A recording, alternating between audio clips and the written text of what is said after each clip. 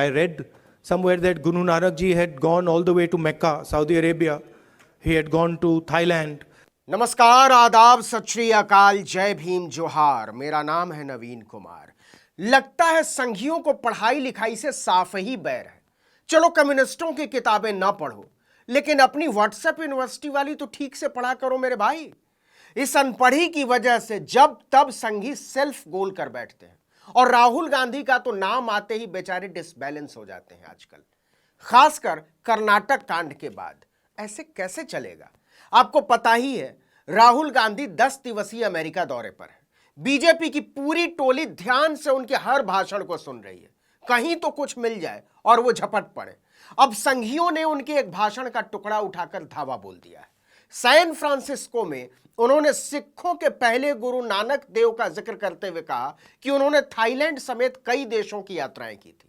राहुल ने अपनी भारत जोड़ो यात्रा का जिक्र करते हुए कहा कि मैं यहां सिख भाइयों को देख रहा हूं। आपके गुरु नानक देव जी का पूरा जीवन इसी के लिए था। वो बात थी, विनम्र रहो, स्नेह करो, गुरु नानक जी की तुलना में हम तो कुछ नहीं। इसके बाद उन्होंने गुरु नानक देव की यात्राओं का जिक्र करते हुए कहा कि मैंने कहीं पढ़ा था कि उन्होंने मक्का, सऊदी अरब की यात्राएं की थी, थाईलैंड भी गए थे, श्रीलंका गए थे। ये बड़े लोग हमारे पैदा होने के काफी पहले भारत जोड़ो कर रहे थे। Walk nothing compared to Guru Nanak Ji. I read somewhere that Guru Nanak Ji had gone all the way to Mecca, Saudi Arabia. He had gone to Thailand. He had gone to Sri Lanka. So these giants were doing Bharat Jodo much before we were born. अब राहुल गांधी के इस भाषण पर संघी टूट पड़े। पढ़ना लिखना तो है नहीं। बीजेपी ने आओ देखा न ताओ लग गई उनके पीछे। उनके बयान पर बवाल मचा दिया। अकाली से नए नए भाजपाई हुए मनजिंदर सिंह सिरसा भी कूद पड़े। उन्होंने राहुल गांधी को ज्ञान देते हुए लिखा कि प्रिय राहुल गांधी, बेवकूफी के नाम पर हम क्या कुछ माफ करते रहे। ये आपने कहां से पढ़ लिया कि गुरु नानक थाईलैंड गए थे? क्या धर्म की बात करते हुए आपसे किसी समझदारी की उम्मीद न की जाए? बाकी संघी भी पीछे पीछे थाईलैंड का जिक्र आते ही बिलबिला उठे। और कैसे संघी अपना ही डॉक्यूमेंट नहीं पढ़ते, इसका सबूत मैं दे देता हूं। देखिए कि संघ का अपना ही मुखपत्र है ऑर्गेनाइजर। इसकी वेबसाइट पर जब हम गए तो देखा कि इसमें विस्तार से गुरु नानक की यात्राओं पर एक लेख छपा हुआ है। और ऐसा भी नहीं है कि आज कल या 2-4 महीने पहले छपा हो, पूरे 10 साल पहले छपा है। 26 नवंबर 2013 को दोपहर 3:07 पर यह लेख डाला गया है, जिसका शीर्षक है द उदासीज ऑफ गुरु नानक, यानी गुरु नानक की यात्राएं। संघ की पत्रिका के इसी लेख में लिखा हुआ है कि सिख धर्म के संस्थापक गुरु नानक देव ने आध्यात्मिक संवादों के माध्यम से प्रेम, मानवता और सद्भाव फैलाने के लिए 15वीं और 16वीं शताब्दी के दौरान कई लंबी यात्राएं की।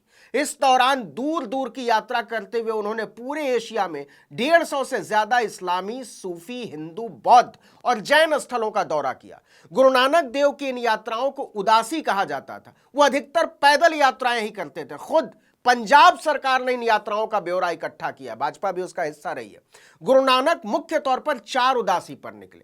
संघियों की पत्रिका ऑर्गेनाइजर ही पढ़ लीजिए, पूरा ज्ञान मिल जाएगा भाजपा के लोगों। यकीन नहीं आया तो खुद देख लीजिए। 26 नवंबर 2013 को ऑर्गेनाइजर में छपे इस लेख में साफ साफ लिखा है कि तीसरी उदासी के दौरान गुरुजी ने सुल्तानपुर, हिमाचल प्रदेश, उत्तराखंड, सुमेर पर्वत, उत्तर प्रदेश के तराई क्षेत्र, उत्तर बिहार, नेपाल, सिक्किम, भूटान, अरुणाचल प्रदेश, असम, नागालैंड, उत्तर पश्चिमी बर्मा, मणिपुर, मिजोरम, त्रिपुरा, दक्षिण पूर्व बांग्लादेश, दक्षिणी बर्मा, मलाया, इंडोनेशिया, थाईलैंड, गौर कीजिए थाईलैंड जिस पर संघी बिल बिलाए हुए, लाओस, चीन, तिब्बत, कश्मीर की यात्राएं की और फिर वापस पंजाब आकर रहने लगे। हम फिर से बताना चाहते हैं कि इसमें अपनी तरफ से हमने कुछ भी जोड़ा या घटाया नहीं है। जो भी संघ की पत्रिका ऑर्गेनाइजर में लिखा है वही बताया है। इस पर अब बीजेपी ही उल्टा फंस गई है। अपना ऑर्गेनाइजर ही पढ़ लो, उसमें साफ साफ लिखा है कि गुरु नानक देव थाईलैंड गए थे। लेकिन ना, इन्हें तो पढ़ना लिखना है नहीं, पढ़ना है राहुल गांधी के पीछे, वो भी बिना सोचे समझे। और ये IT सेल वाले अमित मालवीय टाइप के लोग दिन भर करते क्या है? अपने लोगों को गूगल सर्च भी नहीं सिखा सकते क्या? गलत बात है। और मनजिंदर सिंह सिरसा को क्या हो गया? वो जब अकाली दल में हुआ करते थे तो बहुत तार्किक हुआ करते थे, कायदे की बात करते थे, कभी भी हल्केपन के चक्कर में नहीं पड़ते थे। लेकिन जब से उन्होंने भाजपा का पानी पिया है, उनकी जुबान की तासीर ही बदल गई है। खैर, अब यह सब देखकर तो यही लग रहा है कि बीजेपी का टाइम कुछ ठीक नहीं चल रहा है। वो जितना राहुल को घेरने की कोशिश कर रही है, उसका हर दांव उल्टा ही पड़ रहा है। राहुल की संसद सदस्यता जाने के बाद बीजेपी को लग रहा था कि उनके तेवर कुछ नरम पड़ जाएंगे, लेकिन राहुल तो आंधी तूफान बन गए हैं।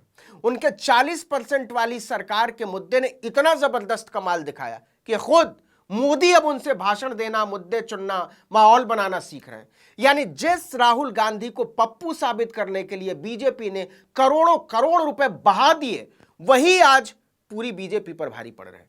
बीजेपी की पूरी टोली राहुल के पीछे पड़ जाती है। लेकिन कमाल की बात देखिए, उसका हर पैंतरा फेल हो रहा है, क्योंकि पब्लिक भी अब बीजेपी के झूठ को पकड़ना सीख गई है, या कहिए उसने इतने झूठ देख लिए हैं कि उसे सीखना पड़ा है। इसलिए जैसे ही बीजेपी कोई झूठ फैलाने की कोशिश करती है, पब्लिक छानबीन में लग जाती है। लेकिन अब जब राहुल के ताजा बयान पर सिरसा ने उन्हें घेरने की कोशिश की, तो लोगों ने उन्हीं को घेर लिया। अब लोग मजे ले रहे हैं कि अभी तक तो सुना था कि बीजेपी की वॉशिंग मशीन में नेताओं पर लगे दाग मिट जाते हैं, लेकिन यहां तो देख रहे हैं कि सिर्फ दाग ही नहीं, दिमाग भी साफ हो जाता है। और यह बात कोई मेरी नहीं है, संघ का मुखपत्र ऑर्गेनाइजर बोल रहा है, वो भी 10 साल पुराना। तो संघियों, पढ़ा करो, दूसरों का नहीं तो कम से कम अपना ही माल पढ़ लिया करो। इतना राहुल फोबिया ठीक नहीं है। आपसे भी हम उम्मीद और अनुरोध करते हैं कि जब भी इस तरह के दावे किए जाएं या किसी नेता के ऊपर हमले किए जाएं, तो थोड़ा इतिहास के तहखानों में उतरा कीजिए, और कुछ नहीं तो कम से कम ठीक से गूगल सर्च ही कर लिया कीजिए। आजकल देश को इतिहास के नाम पर जितना बेवकूफ बनाया जा रहा है, उतना इससे पहले कभी नहीं बनाया गया। इसलिए जरूरी है कि अपने आंख कान खुले रखें, सोच समझकर अपना नजरिया बनाएं और तब सही गलत का फैसला करें। हम जानते हैं यह बात जितनी सीधी लगती है उतनी सीधी है नहीं, लेकिन हमारे इतिहास बोध को भ्रष्ट करके राजनीति जो गंदे खेल खेल रही है, उसमें इसके अलावा कोई विकल्प भी नहीं है। हर बहस के लिए जरूरी है खूब पढ़ा जाए, बिना इसके तार्किकता की कोई भी बात नहीं हो सकती। इस वीडियो में इतना ही, लेकिन अगर आपने आर्टिकल 19 इंडिया को अब तक सब्सक्राइब नहीं किया तो फौरन कर लीजिए, बेल आइकॉन दबाइए, घंटी जैसी आकृति लाइक कीजिए और कमेंट करके बताइए हमारा वीडियो आपको कैसा लगा। यूट्यूब पर देख रहे तो हमारे चैनल को सब्सक्राइब कर लीजिए, फेसबुक पर देख रहे तो हमारे पेज को लाइक कीजिए, इंस्टाग्राम पर हमें फॉलो कीजिए और हमारा ट्विटर हैंडल है article19_India और मेरा ट्विटर हैंडल है नवीन जर्नलिस्ट। आप हम दोनों को फॉलो कर सकते हैं। नमस्कार।